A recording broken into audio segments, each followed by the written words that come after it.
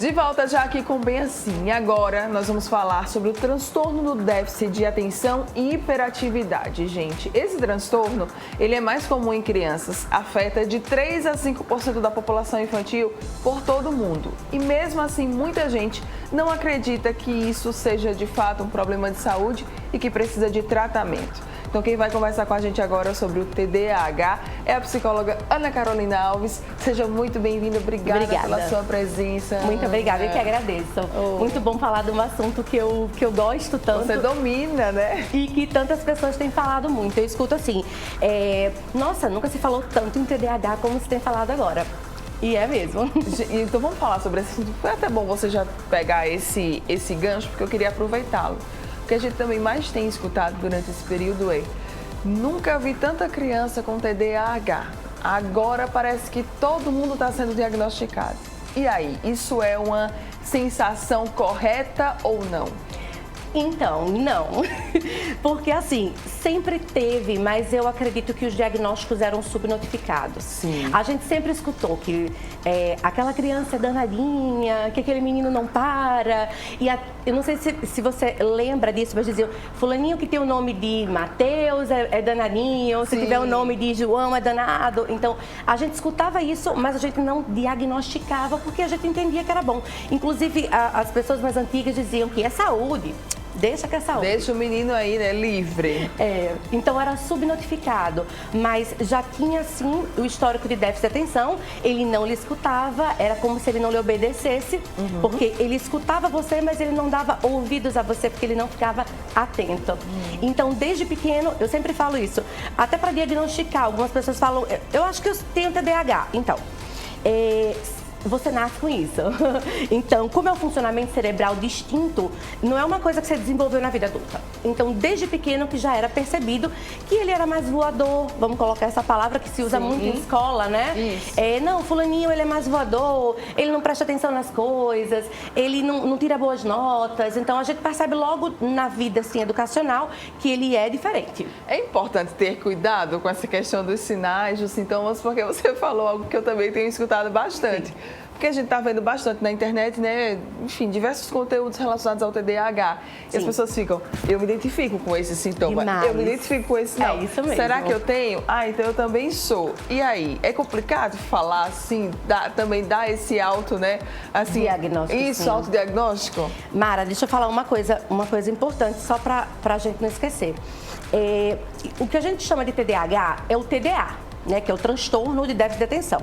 A hiperatividade geralmente vem durante a infância, a gente percebe mais na infância. Sim. Na vida adulta, a gente talvez não note tanto isso, e é importante dizer que não é porque você é uma pessoa calma, vamos colocar dessa maneira, que você não tem TDA. Isso é importante, porque o déficit de atenção na vida adulta, a gente vai acalmando ali com o tempo e isso não tem nenhum problema. Agora, para poder diagnosticar, e como você bem colocou, será que eu tenho, que eu não tenho, né? Enfim, tem uma tríade, obviamente você tem que procurar um especialista, né? Mas assim, tem uma tríade importante, que a gente fala, né? O déficit de atenção, é você entrar em casa, será que eu fechei a porta? Será que eu esqueci algum? Eu tô com sentimento que eu esqueci alguma coisa. Isso. Esse é o primeiro. A gente também tem a hiperatividade e a gente também tem a impulsividade.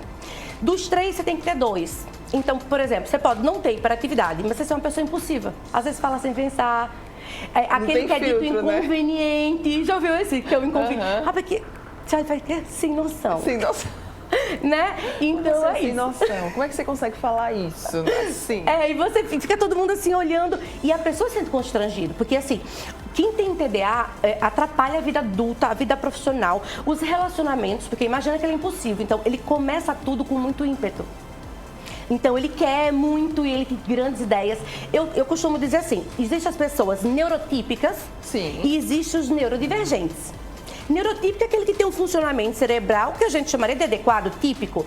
E existe o neurodivergente, que são os TDAs, que tem uma maneira de funcionamento cerebral distinto. E é isso que as pessoas têm que entender. Ser diferente não é ruim, eles são geniais.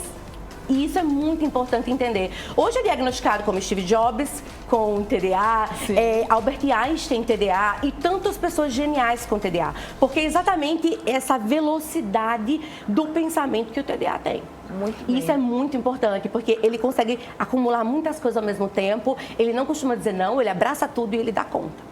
Gente do céu. É muito interessante. Muito mesmo. Vamos começar agora explicando, tá? O que é o TDAH que a gente está escutando tanto falar sobre? Pronto, vamos lá.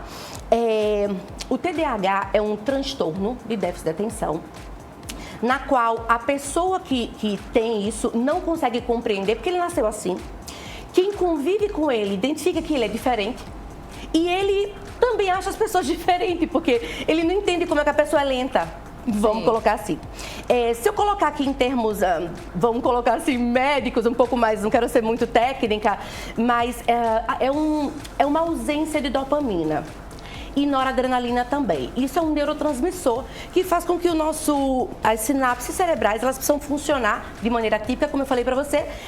E o déficit de atenção, ele atua de maneira divergente. Então, o que acontece aí? Existem umas vias límbicas, que é responsável pelas emoções, e a via que também é responsável aqui do córtex pré-frontal, que é a via cortical.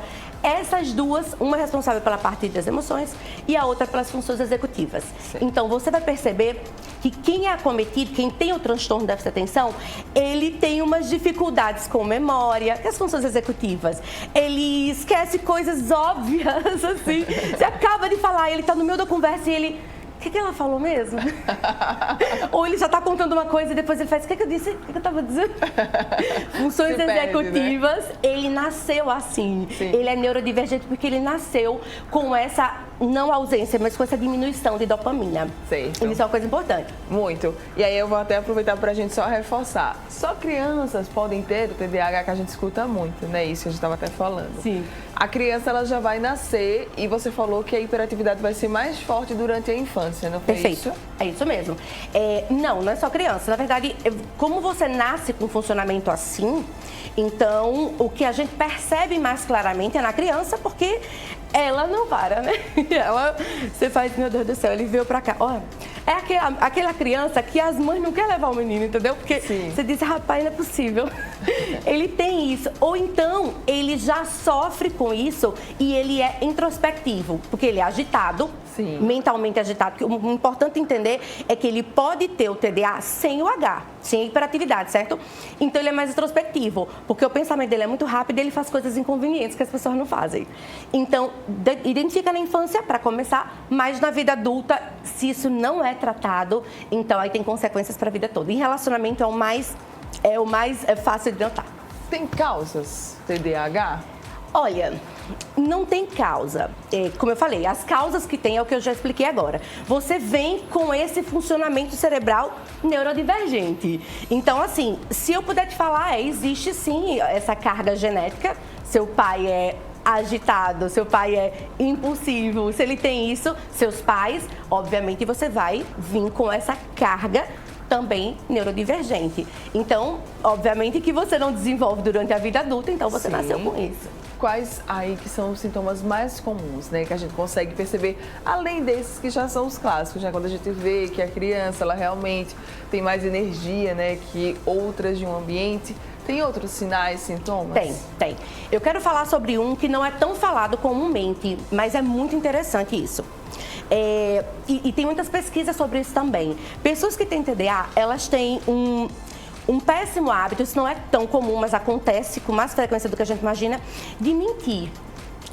Aí você faz, ué, Ana, mentira. Então, vou explicar. É assim, ele se sente constrangido com algumas coisas. Sim. Então, tipo assim, ele disse que ouviu o que ele não escutou, porque ele se sente constrangido, todo mundo estudou para aquela prova, mas ele não estudou, e ele se sente constrangido, porque... De dizer que não estudou. Sim, porque ele sabe que ele é diferente, ele tem prova, sei lá, daqui a uma semana, e ele conseguiu participar de um torneio, assumir um trabalho, ele conseguiu ajudar a amiga que estava doente, ele conseguiu fazer tudo, e ele procrastinou algumas coisas que ele não gosta. Porque uma coisa interessante, eu não posso sair daqui sem explicar isso, é que o TDA... ele é extremamente hiperfocado. Se ele gosta de uma coisa, ele é o melhor. Por isso que eu te dei o exemplo de Steve Jobs e de Albert Einstein. Eles são geniais. E tantas outras pessoas e cantores e tudo mais. Só que tem um detalhe importantíssimo sobre isso. Para equilibrar essa ausência ou essa diminuição da dopamina e noradrenalina, eles precisam fazer trabalhos perigosos ou que se coloquem em extremo êxtase, vamos colocar assim, para poder equilibrar essa dopamina. Então, algumas pessoas, mesmo sendo geniais, sempre se colocam em situações de risco para poder equilibrar tudo isso. Então, é uma soma de situações, assim, que identifica muito mais claramente quem tem TDA. Então, aí a gente está vendo sinais e sintomas do TDA, né? Isso. E quando a gente fala do TDAH? Então, você vai perceber que já são pessoas que fazem muita atividade física na vida adulta. Eles também falam muito. Eles gostam de... Você vai perceber que no aniversário é sua festa de aniversário. Sim. E ele tá ali meio que tomando conta da situação e você faz... Sim, mas que era meu aniversário, né? Mas tudo bem. Assim, ele é uma pessoa hiperativa no falar, no andar. Uma técnica que a gente utiliza, inclusive, é ficar com as pernas assim, sempre cruzadas, porque o TDA ele fica assim, depois ele já tá assim, aí ele tá assim com o dedo, ele já mexeu, já tá com a mão no cabelo. Ele tá se movimentando. Isso, porque ele canaliza dessa maneira. E ele não para, ele é isso aqui. Ele tá no telefone, Mara, e ele começa a riscar. E ele risca aqui, e ele risca aqui, de repente ele já tá aqui, e ele começa a puxar um negócio, ele já arrumou aqui desse lado. O pensamento é muito veloz. Muito acelerado. Então, Isso. são várias ali funções sendo desempenhadas ao mesmo tempo. Isso, essa hiperatividade dele faz com que ele note tudo, mas não consiga se concentrar em uma coisa. Os mesmos sintomas que acometem as crianças são os mesmos sintomas dos adultos? Eles são de maneiras... A intensidade é diferente. Sim. Porque, assim, a criança pequena, quando ela é menorzinha, né, assim, 2, 3, 4 anos, a gente não se dá conta que ela saca tudo. Então, naturalmente, ela vai desenvolver um processo de linguagem maior. Você vai ver que ela vai falar mais cedo que todo mundo. Ela vai andar mais cedo, ela vai falar mais cedo. Então, na infância, a gente nota logo. Porque você diz, rapaz, o menino tá falando, o vídeo, meu... né? E ele já tá andando com 9 meses, meu Deus. A gente fica aí nisso os pais ficam assim, olha que lindo, tão inteligente. Exato. Já está sendo estimulado isso nele, ele já vai desenvolvendo isso muito mais precocemente. E ele percebe tudo, a gente acha, não, ele não está prestando atenção não, que ele está brincando. O nível de atenção, que a gente fala de déficit de atenção é interessante, porque é déficit de atenção no foco que você está me propondo. Sim. Mas é um excesso de atenção que faz com que ele não se foque em tudo. Entendeu? Então não é como a gente ficar assim, tá disperso. Não. Não é isso, né? Ele está prestando atenção em tudo e ele processa. Lembra que eu te falei da memória? Sim. A memória dele é extremamente agressiva. Ele consegue gravar muito mais do que todo mundo. Devido a essa atenção. Exatamente. Ele guarda algumas coisas, ele esquece assim muito drasticamente e outras ele lembra que lembro sim, que você disse no dia tal, da data tal, que você estava até com aquela roupa. E você faz, hã? Ele tem isso. Você fica, como assim? Isso. Só quem tem TDA consegue ser genial ao ponto de lembrar de detalhes que nem a própria pessoa lembraria. Caramba, gente. E tem tratamento? Então. É muito interessante. Sempre me perguntam, né? Porque, Ana, e a Ritalina? E o Venvance, né? Inclusive, a pesquisa de investigação que eu estava comentando antes da gente começar, ela está ligada ao uso da medicação para o tratamento de TDA. Sim, tem tratamento, contudo, é bom procurar um especialista. A gente tenta primeiro fazer esse equilíbrio da dopamina. Então, tipo assim, como eu te falei, faça atividade física, se submeta a uns esportes mais... eu vou falar radical, mas acho que é uma palavra perigosa. Sim. Mas vamos colocar assim, que exige um pouco mais de você. Então, primeiro, tenta tratar isso de maneira comportamental, né? Fazendo terapia ocupacional, procurando um psicólogo. Tenta tratar isso. Eu sempre falo, minha gente, a nossa consciência é superior à nossa função cerebral. Ou seja, se eu tenho consciência, eu vou tentar controlar essa função executiva. Ou seja, é natural, por exemplo, que quem tem TDA tem a compulsão. Ele não consegue controlar algumas coisas, né? Sim. Porque ele não precisa da recompensa, que é a dopamina. Se eu preciso da recompensa, eles são pessoas que compram mais, gastam mais, são mais impulsivos, são muito mais intensos. Então, eles têm esses tipos de dificuldade. Então, é importante no tratamento entender que eu preciso tentar controlar através da minha consciência. Então, eu tenho que conseguir, como eu falei hoje, eu sou o TDA. Então, eu tô aqui com a minha perninha cruzada, porque senão eu já estava aqui, ó, de pé, entendeu? E gesticulando mais e tal. Então, a gente coloca a mão aqui, coloca o pé aqui e tenta controlar um pouco daquilo que já é da nossa natureza cerebral. A consciência, então, se sobressaindo, né? A ideia de tratamento é sempre essa. A gente começa pela consciência, tentar perceber o que você faz. Eu tenho um caso que eu preciso compartilhar isso, senão é uma coisa que eu vivi na minha vida que eu preciso dividir. Uma vez, eu fui convidada para ser madrinha do casamento de uma grande amiga minha. Sim.